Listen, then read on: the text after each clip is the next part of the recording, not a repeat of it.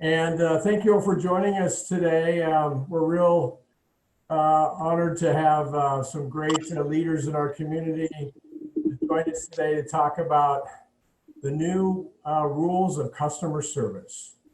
So my name is Steve Van Dorn. I'm the president and CEO of the Pleasanton Chamber of Commerce. And we're pleased to provide this free webinar to all of you that are listening in and those that listen in after we record this. I think you're going to walk away with some great tips to get your business even more revenue in the future. So let me introduce our main speaker today, Sharif Madafi. Sharif and his wife, Renee, they have lived in Pleasanton for nearly 30 years. Sharif runs a medical consulting firm called SM2 Strategic that helps doctors improve their patient experience. He recently authored a book on customer experience in medical environments and is a chamber member.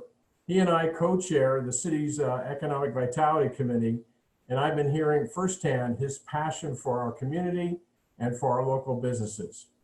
Today, he's going to share some insights that have emerged as a result of the COVID crisis. When his talk concludes, we are going to bring in two local business owners. We have Eddie Westmoreland, owner of Eddie Papa's American Hangout, and also a current board member of the Chamber of Commerce. Thanks for being here, Eddie. And we also have Storage, owner of Realty One Group today. These three are going to have a little open conversation when Sharif is done. And of course, we will accept questions in the chat. I will be monitoring those since we can't see you because this is a webinar format. Please type your questions in the chat and I'll make sure that I bring them to our panelists. So thank you again for joining us, and my pleasure once again to introduce Sharif Madafi. Well, thank you, Steve, and it's just great to be with everyone today. And I, like all of us, are just concerned about what is happening to businesses downtown, all around town, and around the country. Quite frankly, this pandemic has just been something that has been just excruciating. And today, I thought I could shed some light on some actions that I think local business owners can take to protect themselves and actually to thrive as we come out of this and move into this new era. Let me just get to the next slide. There we go. So the question that every business has to ask itself is, how do we differentiate? How do we differentiate what we sell from somebody else that might sell the same goods, or from what we do for someone else who might do the same thing in terms of a service? And this is a challenge that just got tougher because COVID-19 accelerated the need for every business owner to answer that question. And every business and every business process has been impacted. To get through this requires what I'm going to call mindset surgery. You really have to change your mind. And on the last webinar that the Chamber sponsored, which was about pivoting your business, the owner of Yoga Barn said it very well. You need to rethink everything. I think she's right.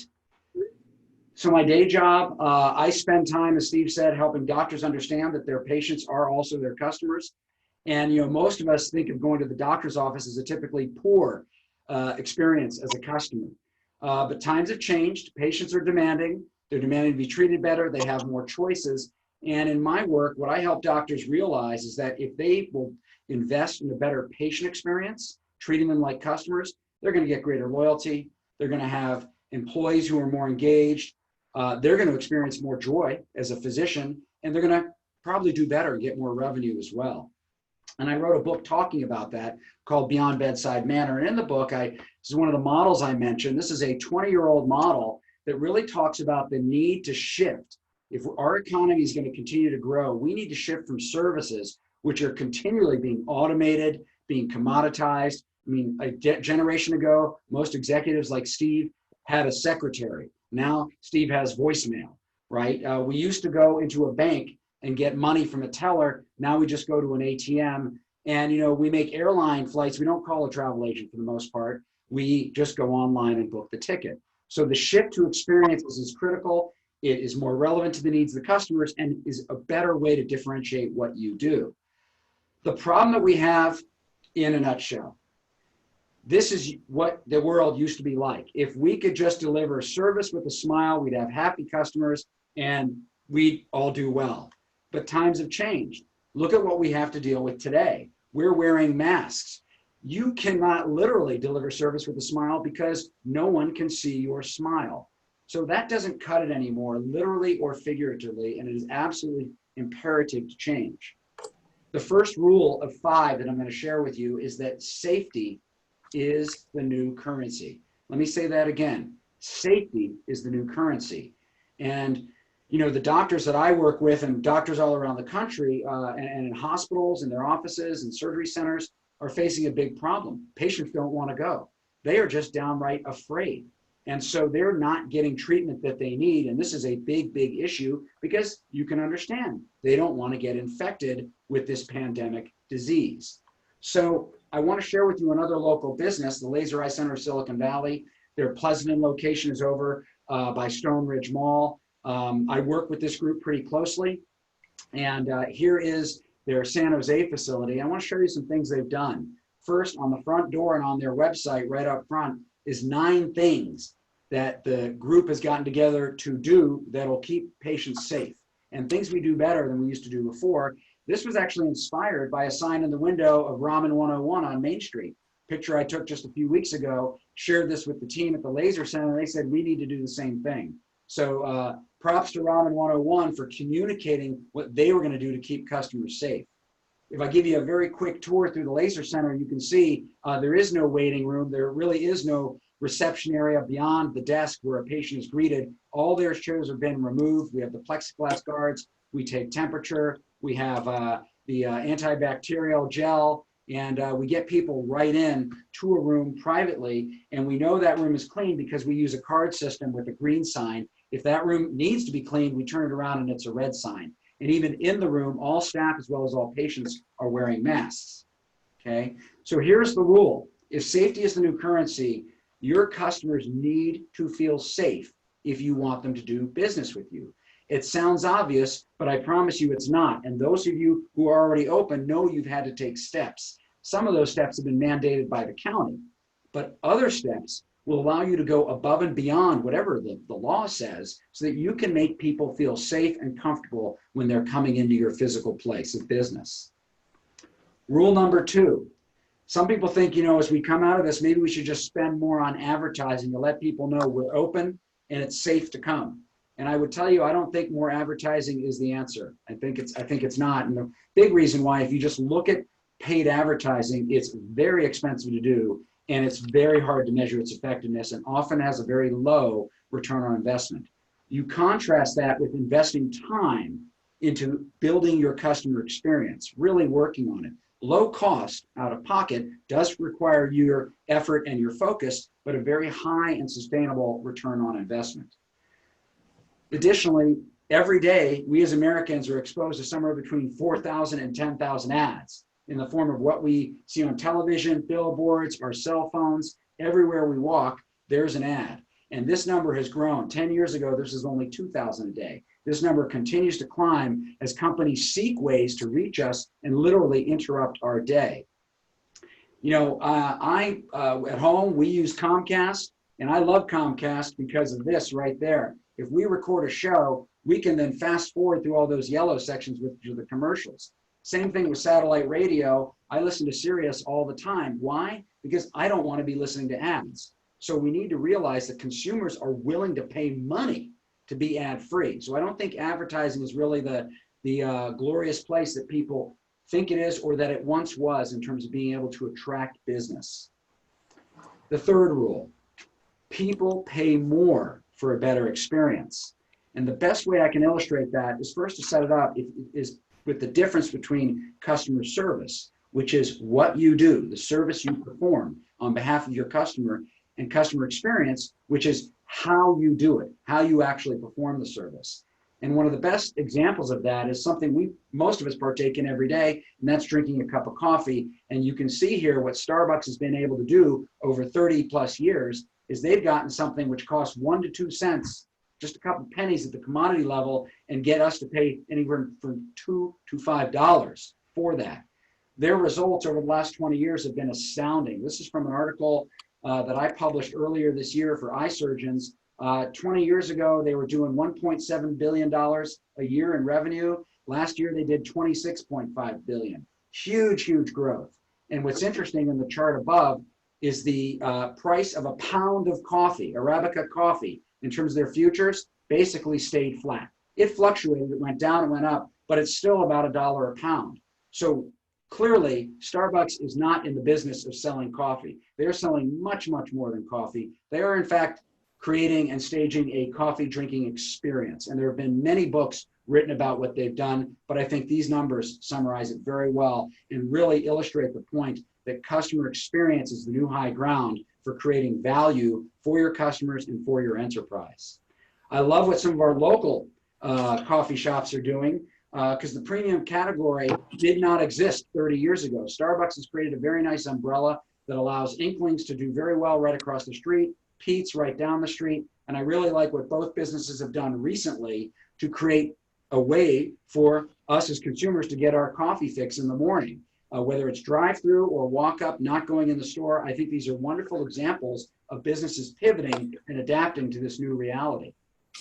I also just want to take a moment and send a shout out to Todd Udicall. Todd is the owner of Sidetrack there on Angela Street, and he sent a letter representing the Tri-Valley Restaurant Group on June 4th to the county public health group saying, look, enough already. We're doing very well in the Tri-Valley. Our rates of infection are much lower. Don't consider all Alameda County as one whole organism. Really look at us separately. The next day, the mayors of these three cities sent a similar letter. And my understanding, and Eddie can tell us about it in the panel, is we're going to start seeing the ability to eat outside at these restaurants, which is great. But having said that, and being able to do it safely is one. Well, that's one thing. I think we need to recognize that in this last 2 months, new buying habits have been formed. Okay, consumers have gotten used to sheltering in place. They are spending incredible amounts of time online. They're doing shopping, they're doing reading, they're doing research, they're doing their social media. And these new buying habits, I think, are going to stay with us. I think we're going to see e-commerce continue to accelerate. And what that means is that every business owner that has a physical place needs to get online customer interaction as much as possible and as soon as possible. And there are 6 areas where actually you, as a small business owner, can be Amazon-like. I'm going to walk through each one of these one at a time. First, your website. Now, I did a little survey of the 41 restaurants that are listed on the Pleasanton Downtown Association's website. And it turns out that all but 2 have a website. That's good. And if you don't have one, why? Because that's how people find you. But what was interesting to me is fewer than half the restaurants, just over half the restaurants, so I'm going to say it's 20 or 22, you could order online. But the other half, you couldn't order online. You could not do business with that restaurant the same way that you do business with Amazon, which is 3 clicks and you're out and you've paid and then you just go pick it up or you get it delivered. And of the ones you could order online, half of those, so let's say 10, allowed you to actually order it on the restaurant's website. You could choose your items, you could pay for it, and then you could go pick it up and just grab the bag or the cart and leave. The other half required you to use DoorDash or one of those other services, which are fine, except as Eddie will tell you, they take quite a bit of a premium out of the restaurateur's pocket and just make achieving profitability that much tougher. So this is an issue that needs to be fixed for those half that don't even have the ability to order online. And I'm thinking what they do is they have their menu posted as a PDF, but that's about it. You still need to call, and that's just friction in the encounter with the customer. So scheduling, item number 2. I think most businesses are going to need to really reduce drop-in or walk-in. They're going to have scheduled appointments for people to come in because they can't have a mob scene in their store, and that's a safety issue. I don't think that's going away in the near term. As we heard this morning from the CEO, Rick Shumway of Stanford, the pandemic is dynamic. And he says at Stanford Valley Healthcare, there's so much we do not know about this global crisis. So, the information is changing rapidly, and, whether we have a ramp back up in the fall or next winter, I think we just have to proceed with caution. Every industry has software that can help you with scheduling. It's specific to your needs as a business owner. And if you don't, you can use Calendly for $10 a month. what this allows you to do is now you can schedule appointments to meet customers via phone, via FaceTime or Zoom, or in person. It increased your bandwidth and your capacity to actually do business. Number 3, it is time to Zoom. I think the whole country got used to doing Zoom. Our 2 kids that are still in college had to take their classes on Zoom. It wasn't as good as being in person, but everyone got familiar with Zoom. We went from 10 million users to like 120 million users of Zoom in like 2 months. Unbelievable. So the way we used to do business was a customer would enter your store. They would ask for help with something. You or your team member would answer their questions, and then they would make a purchase or not. Okay. The new way we do things is customer calls the store. They ask for help with a particular product or service. You now meet them virtually. You just get on a smartphone with them. You go to FaceTime video. You meet in a Zoom room. You do whatever you need to do to be able to see them. And then you can take that camera down the aisle and hit a button and turn it around and show them what is on the shelf, what is on the display, and interact with them that way. And then they will make a decision to purchase or not. Okay, I even believe every retailer's website should have their full inventory, if possible, for sale online on there. So maybe they see something like, they buy it, they pay for it, they come pick it up, or you deliver it to them, and the transaction's done. Delivery or will call, and I really like what Good Common Sense is doing on Main Street. They have will call. You can order online. This is a great example of using technology to our advantage. But delivery or will call pickup should be part of your standard offering. And if you need to redeploy current employees to get in their car and take something to somebody, that's good, because local personal delivery actually beats Amazon. Amazon Prime's amazing. I get something in 2 days, although now it's been delayed a bit. But if I can get something in an hour or 2, that's going to make me more inclined to do business locally, which is what we all want. Social media. You know, not every business is on social media, but I think once you see these stats, you might want to be, because e-commerce accounted for more than half of all the gains in retail last year. And 60% of people are saying they're discovering products on Instagram, with nearly 80% saying they're using Facebook to find new products. That's significant. And here you see one of our local businesses, the Meadowlark Dairy. And I'm going to let Jesse Takins, he is the owner, I think 2nd or 3rd generation owner of the dairy. I'm going to let him tell the story. Takins, whose family owns the Meadowlark Dairy. Jesse, what has been the impact of social media on business? Good, really good. I'm surprised at how much business it can bring in. How did you get started using social media? So I actually had a DECA kid from Amador come to me and say, "Why aren't you using social media?" And I said, "I don't know. I don't have a good reason." And she said, "Start social media and see what happens."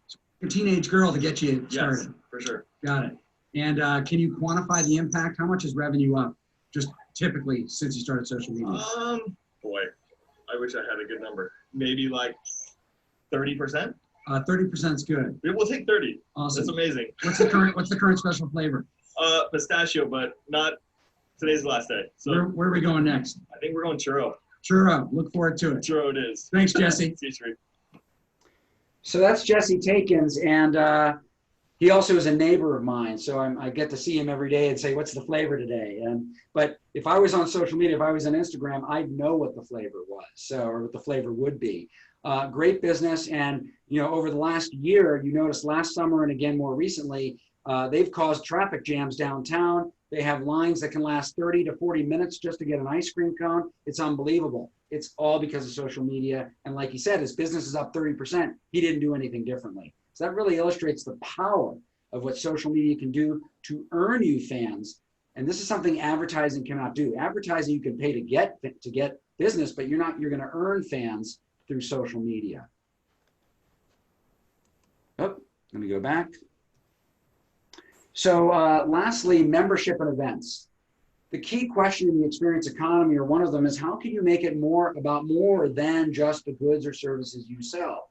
Judy Wheeler at Town Center Books has events all the time. She's got a newsletter distribution list, and that's a wonderful way. And I applaud her for not only having one bookstore, but by opening a second bookstore in Livermore last year. And she goes up against Amazon. I mean, this is David and Goliath, and I love it.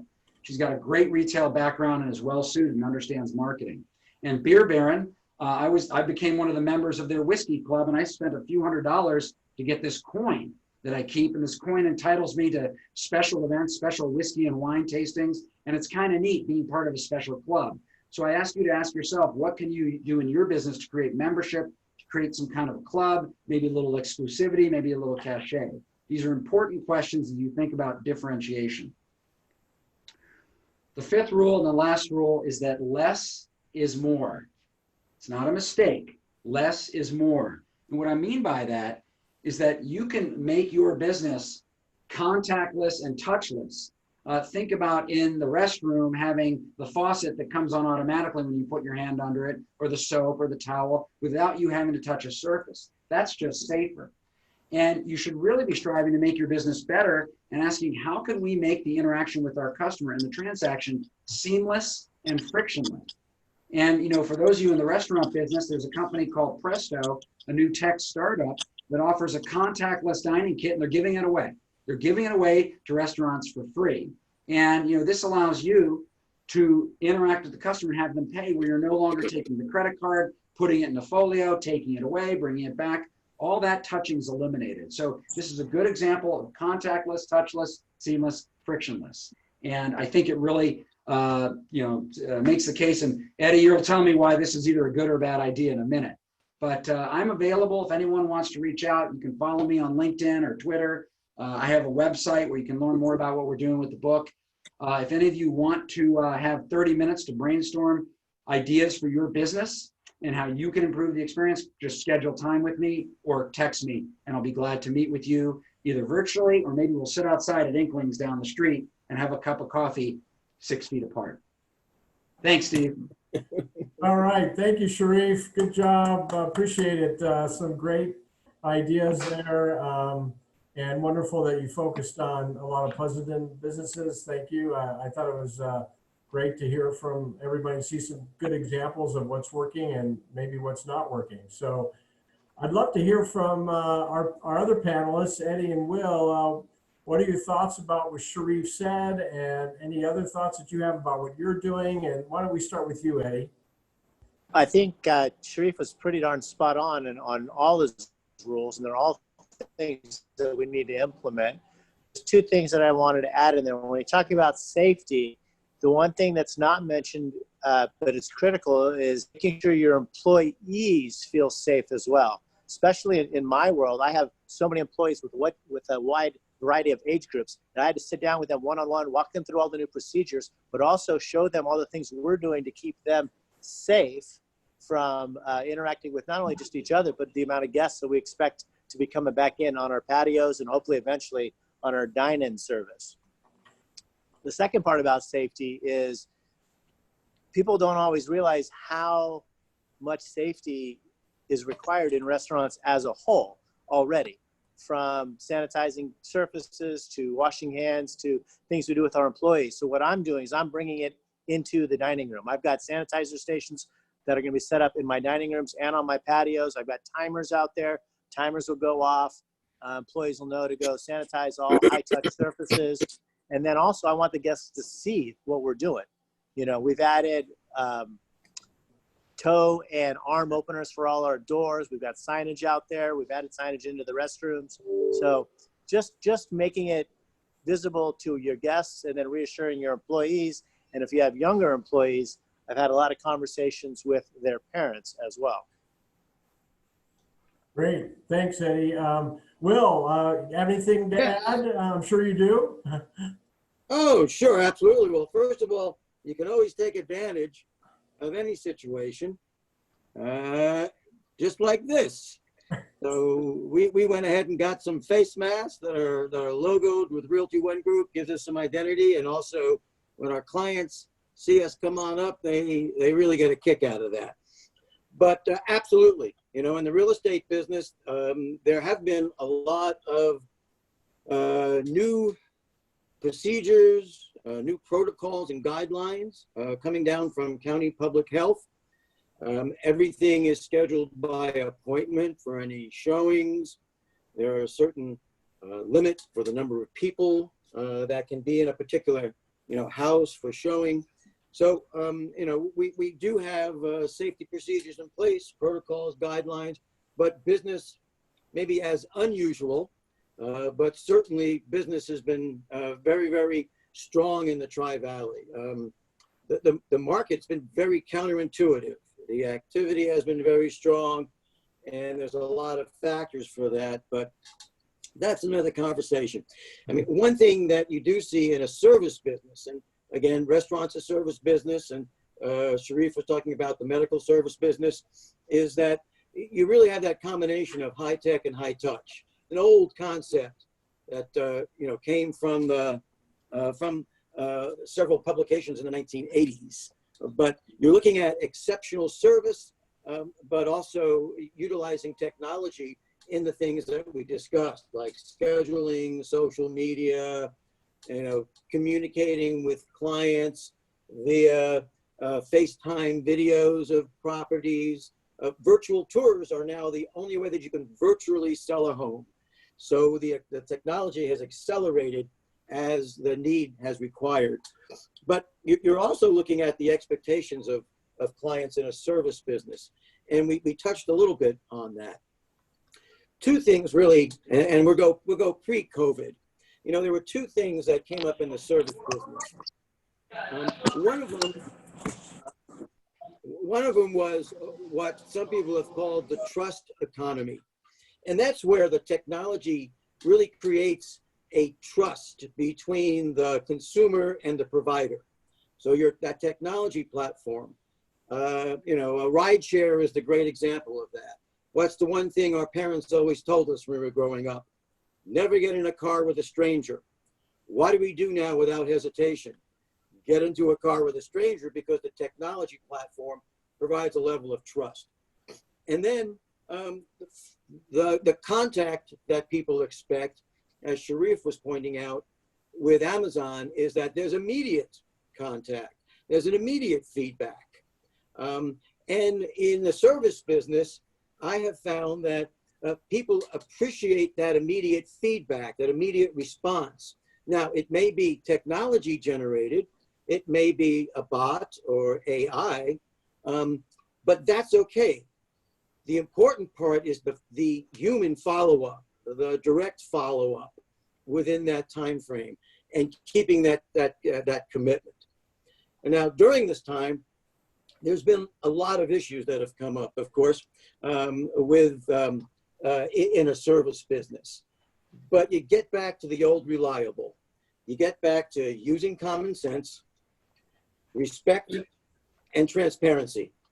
I mean, those are the three areas that you can really take a look at and say, those are what are going to make any service business thrive for that.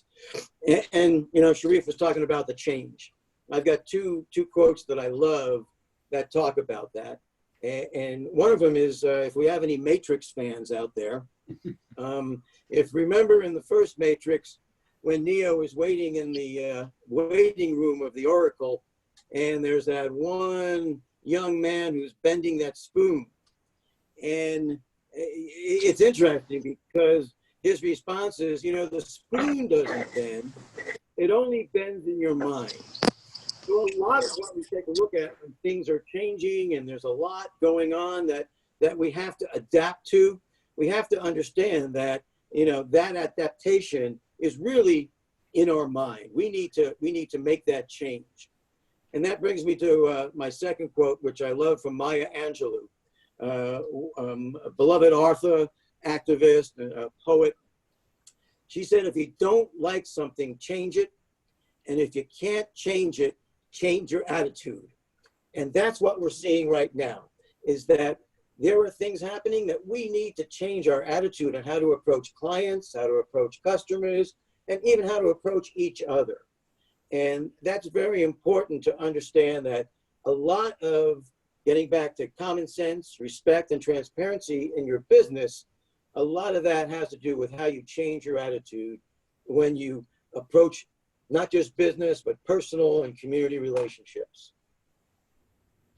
Thank you. Eddie's been running around. I think he wants to show us something. Yeah, Eddie, are you okay? Everything okay there? What's the special? I was trying to hide from my employees because they kept making too much noise, and it seemed like everywhere I went, there was somebody. Eddie, talk a little bit about the revolution that's going to start in 25 minutes. All right. So one of the big frustrating things for local restaurants is the fact that Danville and San Ramon, even Tracy, Milpitas, have all been allowed to serve guests on their patios.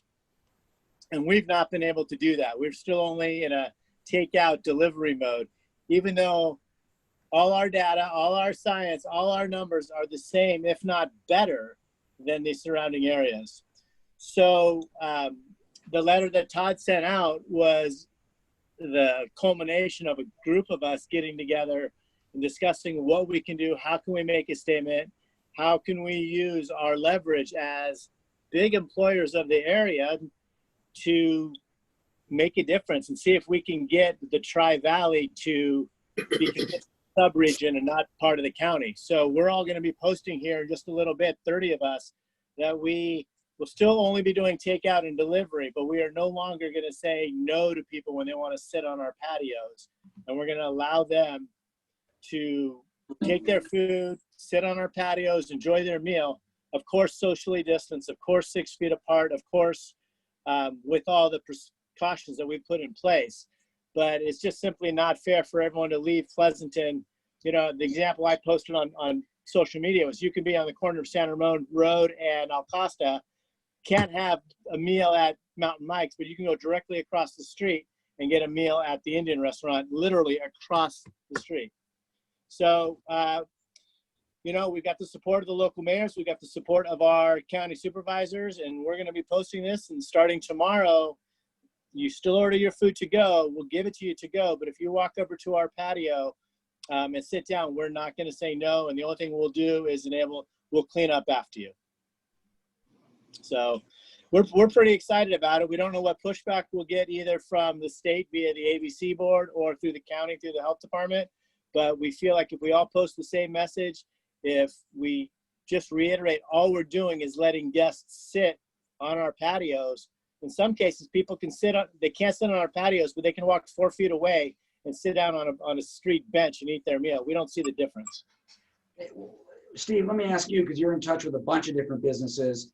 Would the sentiment among business owners be that they believe that there's a pent-up demand that's going to get unleashed as kind of things, I'm not going to say return to normal, but things get back to where people are buying stuff? Because yes, unemployment spiked and it was crazy since the highest since the Great Depression, but everyone was staying home. No one was really spending much money in terms of travel. I mean, we'd go out and support the local restaurants the best we could, but you know, a lot of our normal spending was curtailed. So what are you hearing at the chamber level and with other chambers about what they think is going to happen as things open up?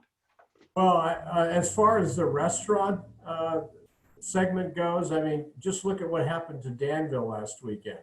I don't know if you heard. I mean, if you went and tried to have lunch on Saturday or Sunday, it was over a 2-hour wait to get a seat. So people were really excited about it and enjoying themselves. And I think we're going to see that here once we get the okay from our health officer, Dr. Pan.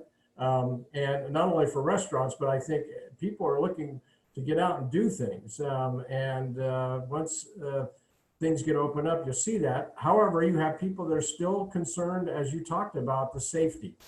That aren't comfortable going out and not being with a mask or being afraid someone's going to come within 6 feet of them or not wear their mask or clean their hands or sanitize and so forth. So you're going to have folks like that. But I think the majority of people are going to come out and want to get out in the community. Well, I can speak. Go ahead, I can speak for myself. We went up to Napa over the Memorial Day weekend, Right. and the restaurants were open, and it was fantastic because we hadn't been out to eat for a while. They were open outside. There were several that came together in Yountville's.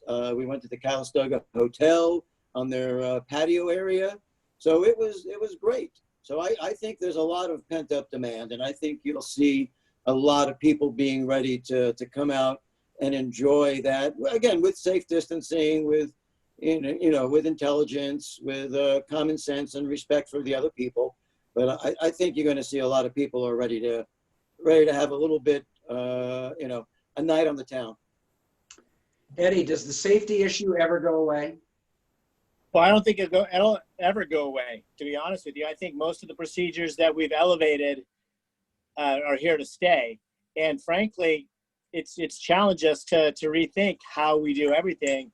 And I'm in contact with my IT guys all the time. How do we make it easier? How do we continue to evolve? The biggest challenge we're going to face is we have limited space on our patios. The tables are really spread apart. What do you do if you have, like what happened in Danville?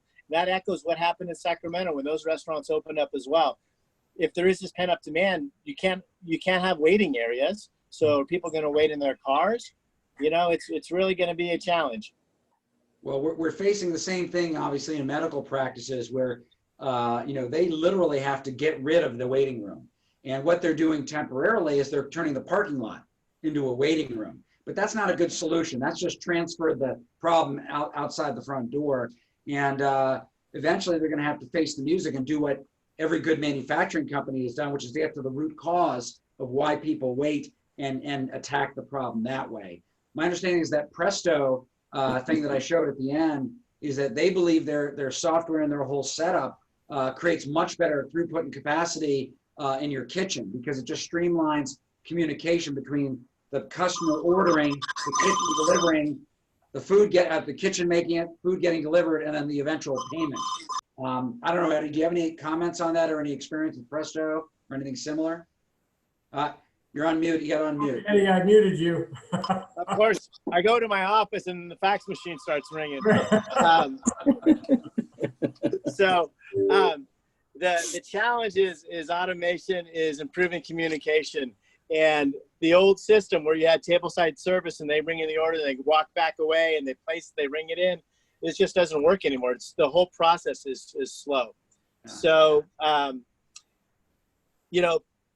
going back to my older days at P.F. Chang's, they had a built-in process where there was no communication in the kitchen because they could just look down at the ingredients on the plate and they knew exactly what to make. And that's sort of what I'm trying to model after here. And how do you do things like that? So the guys don't have to communicate so much back and forth, speed things up. I'm very interested to see what this Presto package is all about. It's on my notes to call them right away. Well, both of you have mentioned technology. And, my rule of thumb or my point of view on this is that technology should be used if it enhances the the customer, patient or customer, or employee experience. But if it doesn't, forget it. Because technology for technology's sake is a waste. Right? I think it's got to solve a problem and a critical need to help us do a better job of serving the customer. Or Eddie, I thought your points were excellent around the employees. They have to feel safe as well. Absolutely. Nowhere has that been more critical than in medical offices and in hospitals, right? Where, they were on the front line, literally giving their all. We have a daughter who's just about to graduate as a nurse, and they're already getting trained and advised, and they're seeing the protocols come into play, but I don't think this is going away. That's why I asked you the question. I think this safety thing is here to stay. And I think what's going to happen is, we're going to loosen up and we're going to be lulled into this false sense of everything's okay, everything's back to normal. And just blues, it's going to come back in another round. And it's going to scare the crap out of everybody. If I can add to that. So here's a good example of what we were talking about. We just got our QSR code. So now guests can come up, they can scan our code. The menu pops up onto their phone. They see the menu. They don't have to touch menus.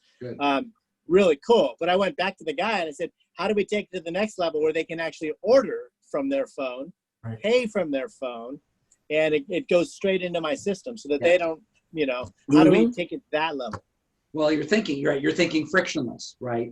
That's frictionless. And so I would just say any business you're in, real estate, retail, restaurant, medical, you really got to kind of scour the environment to find out what's out there. We've got a new app called Promptly, which is built for doctors. It's like the Delta Airlines check-in app for a medical practice. And it starts when they're at home. They can pay at home. They can do everything online. So when they're in the office, they're only doing what has to be done. And that's why you see telehealth now with doctors doing appointments like this. You know what? It works. And doctors are telling me it's actually it's a better experience for two reasons. One is there's a certain level of intimacy that's coming across this Zoom or whatever platform they use. There's no distraction. And the second is the doctor is getting to see the patient in their own environment and is often picking up cues that can help them diagnose the ailment. And I just think those are two great things. I don't think we're going back. I don't think doctors want to go back. It's just a heck of a lot more efficient. I don't want to go back to using a typewriter either. I like my Microsoft Word.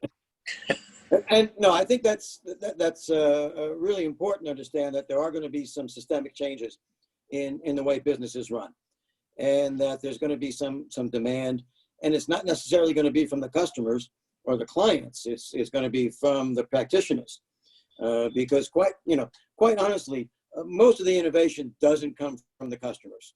Customers like things the way they are. Clients like things the way they are. I mean, no user of a telephone said, I really want a smartphone. I really want to carry around a computer in my pocket that will do everything for me. They didn't just have it on their radar.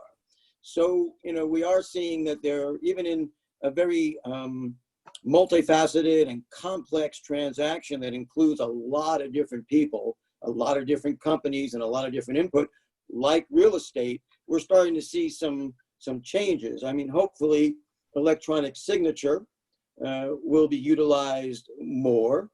Banks are still requiring wet signatures on loan documents, and municipalities are still requiring that on, deeds and et cetera. Whereas electronic signatures have a real veracity to them. They're date, time-stamped, they're account-based, password-based. They're very safe.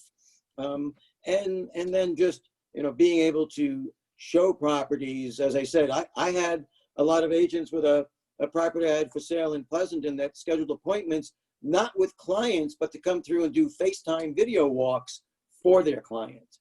So, kind of front-ending some of that.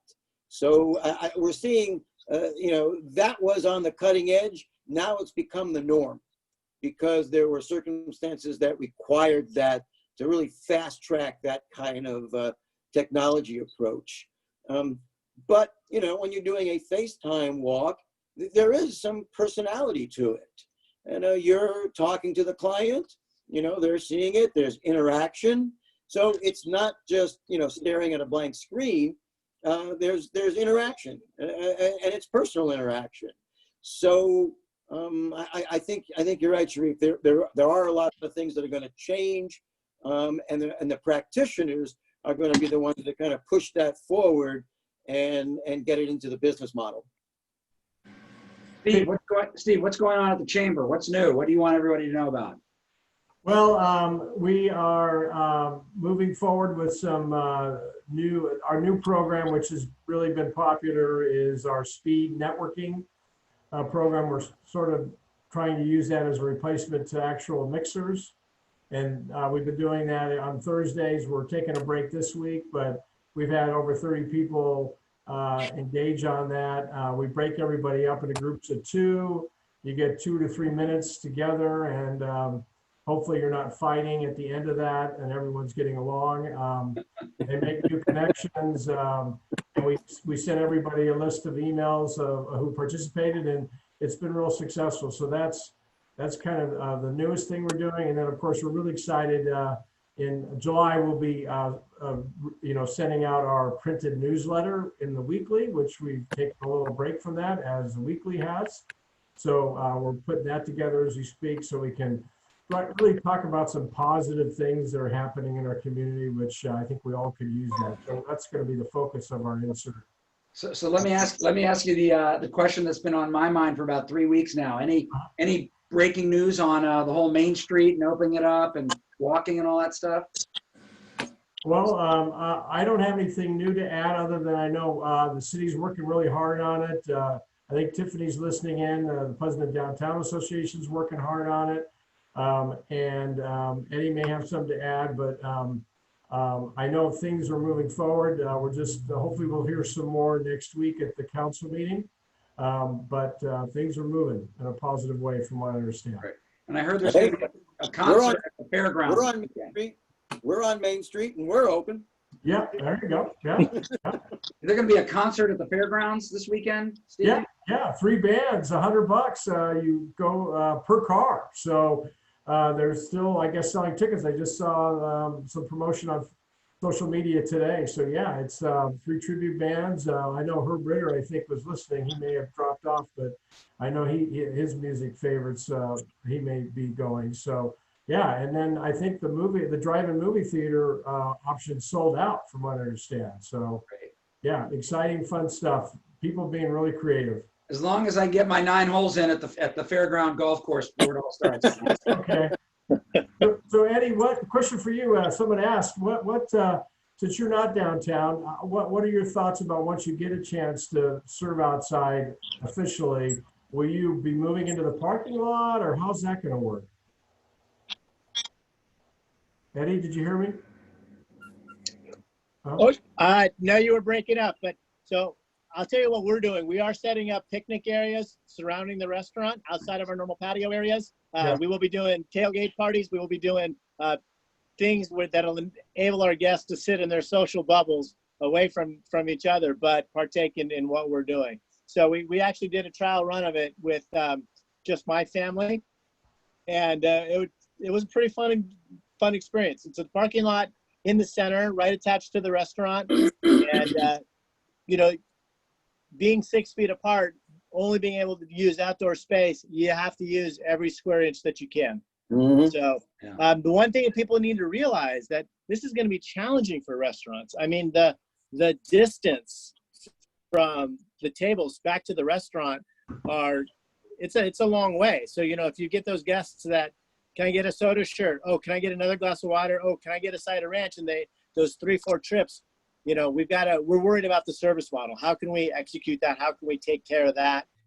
And most likely we'll be setting up portable stations around the perimeter of the building. Mm-hmm. great. Thank you. So I think it's a phenomenal idea. I think that restaurants will have some challenges the first week because there's going to be a high demand and there's going to be a learning curve, but we'll figure it out. I mean, that's what's best about our business is that, it's different every day, and you gotta flip the rules quickly to make it work.